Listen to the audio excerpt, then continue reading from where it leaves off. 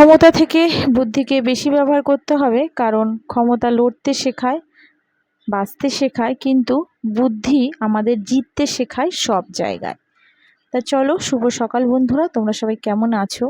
আশা করছি সবাই খুব ভালো আছো, আর আমরাও সবাই ভালো আছি।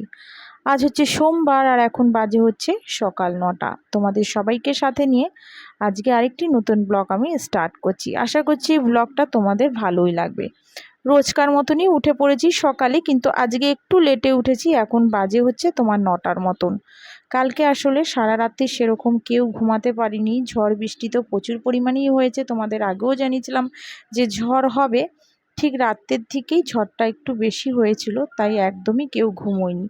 ছেলেকে জিজ্ঞাসা করলাম, বড় ছেলেকে, ও বলল যে মা, আমিও সেরকমভাবে ঘুমাইনি। সত্যি বলতে ঝড় বৃষ্টি হলে, আর রাতের দিকে দেখো ঝড় বৃষ্টি হলে দেখবে বেশি ভয় লাগে। যেমন আমফানের বেলা সন্ধ্যার দিকটা ঝড়টা ঢুকেছিল, তখন ভয় পেয়েছিলাম। সেটা কিন্তু প্রচুর পরিমাণে হয়েছিল, সেই তোমাদেরকে কি বলবো, মনে হচ্ছে ঘর বাড়ি সব তুলে নিয়ে চলে যাচ্ছে। কিন্তু এটার বেলা দেখলাম, রেমালের বেলা, রেমাল কিন্তু তোমার ঝড় ঢুকেছিল, কিন্তু খুব একটা যে অনেক পরিমাণে ঝড় সেরকম কিন্তু হয়নি। তবেও ভয় ভীষণভাবেই করছিল, ঝড় বলে কথা। তাই রাতে একদমই ঘুম হয়নি, ভোরবেলার দিকে একটু ঘুমিয়ে পড়েছিলাম, তাই একটু দেরিতে উঠেছি। আর এখন তোমার কিন্তু ঝিরঝির করে বৃষ্টি পড়ছে, আর অল্প অল্প হাওয়া দিচ্ছে, খুব বেশি হাওয়া দিচ্ছে না। আর এদিকে আমার কাজগুলোও দেখো করে ফেললাম, গ্যাসটা পুরো পরিষ্কার করে ফেললাম। তারপরে দেখো বেসিনটা ভালো করে একটু সাবান দিয়ে ভালো করে একটু ধুয়ে মেজে নিলাম। আর কালকে রাত্রে ভেবেছিলাম হয়তো লোডশেডিং হয়ে যাবে, কিন্তু সেরকম কিছুই হয়নি। মোটামুটি সকালের কাজটা দেখো করে ফেললাম। শুভ সকাল আমার প্রিয় বন্ধুরা। দেখো স্নান টান করে চলে এসেছি, আর বসে দিয়েছি ভাত, আর করে নিয়েছি আমার জন্য চা। শাশুড়ি উঠে পড়েছে, শাশুড়ি স্নান টান করে দিচ্ছে পুজো, আর বড় ছেলেও উঠে পড়েছে। তোমাদের দাদাভাই ছোটো ছেলে এখনও ঘুমোচ্ছে। আর এখন তোমার 10টার মতন বাজে। কালকে সারা রাত্রি সেরকম তো কারণে ঘুম হয়নি। আর রেমাল তো চলে গেছে ঠিকই, কিন্তু এখনও ভয়টা রেখে গেছে। বৃষ্টি হচ্ছে, সকাল থেকে বৃষ্টির পরিমাণটা একটু কমেছে, কিন্তু হাওয়াটা এখন আবার ভালোই দিচ্ছে। রাত্রিরে প্রচুর ঝড় বৃষ্টি হয়েছে। আর তোমার আমফানের মতন যেরকম আমরা ভয় পেয়েছিলাম যে আমফানের মতন হয়তো ঝড় বৃষ্টি হবে, সেরকম কিন্তু হয়নি। আমফানে যেমন তোমার সন্ধ্যার দিকটা এসেছিলো ঝড়টা, মনে হচ্ছিল যখন এসেছিল তখন মনে হচ্ছিল যেন ঘর বাড়ি সব তুলে নিয়ে চলে যাচ্ছে, মানে এতটা ভয় পেয়েছিলাম। আর তার সঙ্গে প্রচুর পরিমাণে বৃষ্টি, এত বৃষ্টি হয়েছে মানে ধারণার বাইরে। আজ চারিদিকে জল জমে গেছিলো, তারপর তোমার লোডশেডিং হয়ে গেছিলো। আর লোডশেডিং হয়ে গেলে ঝড় বৃষ্টিতে তো বুঝতেই পারছো কতটা ভয় লাগে। আর তোমাদের আগেও জানিয়েছি আমি ঝড়কে ভীষণ ভয় পাই। বৃষ্টিটা অত ভয় লাগে না, কিন্তু ঝড় আমার কিন্তু খুব ভয় লাগে। কিন্তু কালকে ঝড়টায় সেরকম কিন্তু কারেন্টও যায়নি। আর তারপরে তোমার রাত্রির দিকে এসেছে ঠিকই, কিন্তু খুব একটা তোমার ভয় লাগেনি। তাও কিন্তু 3টে সাড়ে 3টে অবধি জাগা ছিলাম, কারণ বলেছিল খবরে 3টের পর থেকেই নাকি একটু ঝড় বৃষ্টি বেশি হবে, কিন্তু সেরকম হয়নি। তোমাদের দাদাভাই তো এই 14বার উঠে উঠে ব্যালকনির গেট খুলে খুলে মানে একটু করে দেখছে, মুখ বাড়িয়ে বাড়িয়ে। ও ভয় পাচ্ছিল ঠিকই, কিন্তু সেটা তো আমাকে প্রকাশ করছে না। আর আমি বলছি, তোমার কি ভয় লাগছে? বলছে না, আমার ভয় লাগে না, কিন্তু আমার ভীষণ ভয় লাগছিল। আর তারপরে তোমার ওই 3:30 4টের দিকে তারপরে ঘুমিয়ে পড়েছিলাম। আবার তোমার ঠিক তোমার 8:30 8টার সময় আবার ঘুমটা ভেঙে গেছে, কিন্তু শুয়েছিলাম, এত সকালে থাক উঠবো না। আর বৃষ্টি ফিষ্টি হচ্ছে, ওয়েদারটাও ভালো, তাই চুপ করে শুয়েছিলাম। তারপরে দেখলাম ঠিক তোমার 9:30 9টা বাজে, তারপরে উঠে পড়েছি। আর এখন তোমার সেরকম বৃষ্টি হচ্ছে না, হচ্ছে। আর সকাল থেকে হাওয়াটা সেরকম ছিল না, এখন আবার একটু হাওয়াটা দিচ্ছে। দেখা যাক তোমার সারাদিন কীরকম কাটে না কাটে, সবই তো তোমাদের সঙ্গে শেয়ার করবো। তাহলে চলো তোমরা দেখতে থাকো আর আমার পাশে থেকো। আর এদিকে দেখো চাটা করে নিয়ে চলে এলাম। তোমাদের দাদা ভাই আর ছোট ছেলে ওই ঘরে ঘুমোচ্ছে, আমাদের ঘরে, তাই শাশুড়ি ঘরে বসে একটু চা খাচ্ছি। আর বড় ছেলের সাথে একটু কথা বলছিলাম। বড় ছেলে বলছিল ওই কথাই জিজ্ঞাসা করছে যে মা, তুমি ঘুমোতে পেরেছো কি না, এইসবই জিজ্ঞাসা করছিল। চাটা খেয়ে আবার দেখো চলে এলাম, টেবিলটাকে একটু ভালো করে পুছে নিলাম। টেবিলটা তোমার সকালের দিকেই পুছবো ভেবেছিলাম, কিন্তু তখন তোমার ভাতের হাঁড়িটা ছিল এর ওপর, তাই বাসি কাপড়ে তো আর ভাতের হাঁড়ি ধরতে পারবো না, তার জন্যে তোমার তখন ধরিনি। তারপরে এখন তো স্নান হয়ে গেছে, তাই ভাতটাও তো তোমার বসিয়ে দিয়েছি। আর এদিকে দেখো টেবিলটাকে একটু ভালো করে তোমার লিকুইড দিয়ে পুছে নিলাম। এবার পুছে টুছে আস্তে আস্তে করে ঘরের কাজগুলি করব। আর এদিকে তোমার দেখো এই যে এগুলি যে কিনেছিলাম, এগুলি রাখার জিনিস স্ট্যান্ডগুলি, সেগুলিকে আবার ভালো করে ধুয়ে নিলাম। চলে এলাম ঘরে। দেখো তোমাদের দাদাভাই উঠে গেছে, আর দেখো ঘরের কি অবস্থা, সব চারিদিকে জামা কাপড়। দেখো ছোট ছেলে উঠে ব্রাশ করছে, আর তোমাদের দাদাভাই তো বেরিয়ে গেছে কাজে। আর আমিও ততক্ষণে দেখো একটু ঘর টরগুলি গুছিয়ে নিচ্ছি।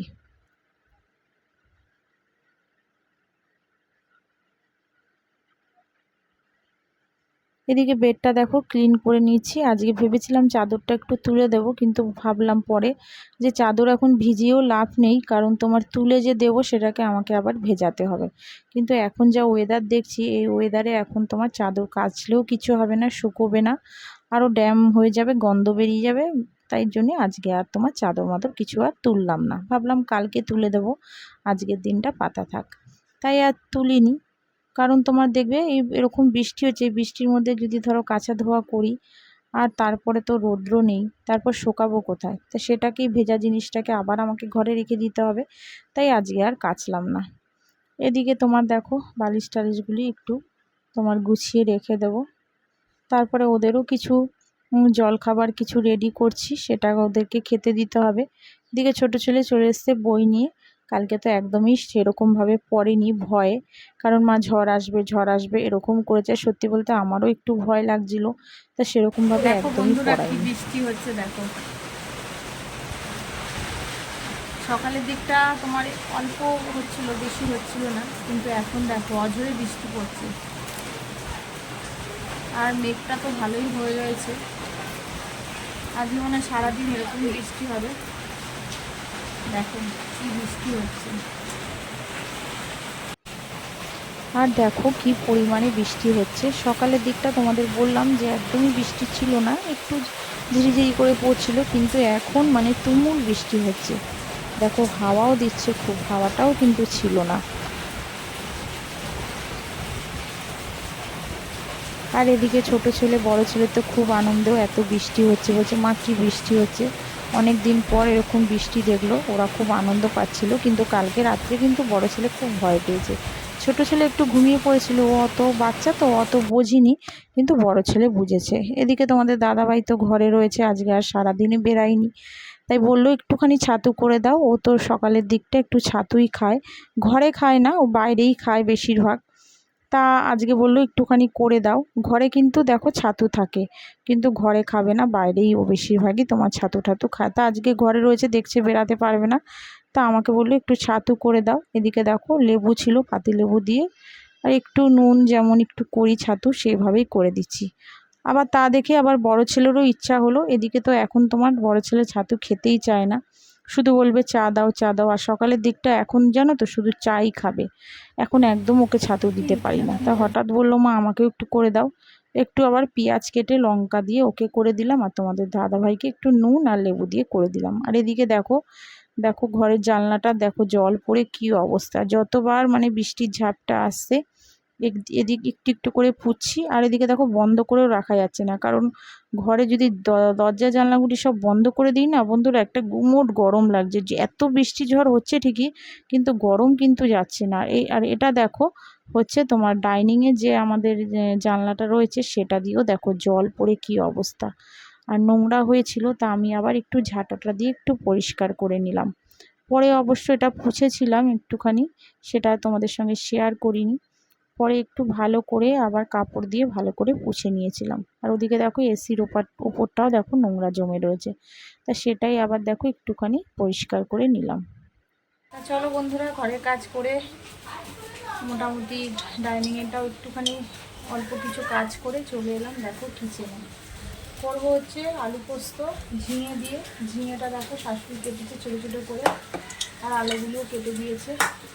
আর এই হচ্ছে পোস্ত, পোস্তটা এই যে শিলে বাটবো, শিলে বাটতে হবে, কারণ তোমার এইটুখানি পোস্ত তো তোমার মিক্সিতে হবে না, তো বেশি বাটলে পরে হয়, তাই যখনই তোমার একটু পোস্ত করা হয় তখনই তোমার এরকম শিলে বেটে নিতে হয়। শিলটাকে আগে ভালো করে ধুয়ে নিয়েছিলাম, কারণ শিল তো এখন সেরকমভাবে ব্যবহার হয় না, তাই শিলটাকে ভালো করে আগে পরিষ্কার করে ধুয়ে নিয়ে এখন আবার পোস্তটা বাটবো। আর বসিয়ে দিয়েছি কড়াইতে তেল, আর ওদিকে তোমার পেঁয়াজ কুচিয়েছি। এবার কোচানোটা দিয়ে দেবো, একটু দিয়ে দেবো কালো জিরে, ফোড়ন দিয়ে পোস্তটা করে নেবো। আর আজকে বেশি রান্না করবো না, ওয়েদারও সেরকম ভালো না। আর যে কটা সবজি ছিল মোটামুটি 2 দিন ধরে তো রান্না হচ্ছে। আজকে তো তোমাদের দাদাভাই আজকেও বাজারে বেরোতে পারিনি, কালকে তাও সকালের দিকে বৃষ্টি ছিল না বলে একটু তাও চিকেন নিয়ে এসেছে। আর বুদ্ধি করে যে আজকের জন্য একটু মাছ নিয়ে আসবে, সেটা আর তখন আনিনি, ভেবেছে বোধহয় হবে না কিছু। তাহলে চলো রান্নাটা আবার শুরু করি।